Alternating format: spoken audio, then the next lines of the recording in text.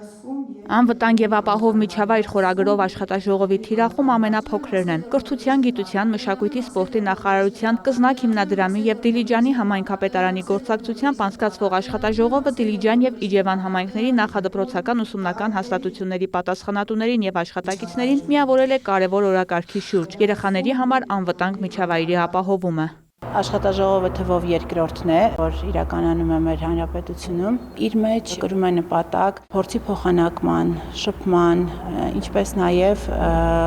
կատարած աշխատանքների իրազեկման, քննարկում են նոր մարտահրավերներ եւ միտք է տալիս ավելի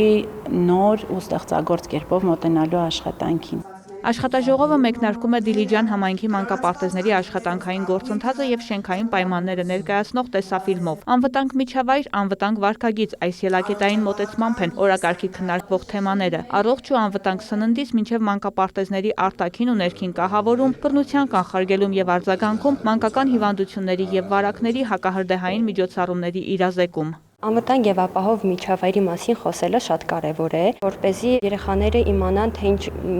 վարք դրսևորեն տվյալ իրավիճակներում։ Գեղեցիկ, խնամված ու անվտանգ միջավայրը երեխայի առողջ, հանգիստ ու ապահով զարգացման հիմքն է։ Կարգախոսը հնչում է որպես ուղեցույց։ Աշխատաժողովն ուղեկցվում է համայնքների մանկապարտեզների աշխատակիցների, սաների եւ ծնողների օրվա թեմային համահունչ ձեռքի աշխատանքների ցուցադրությամբ։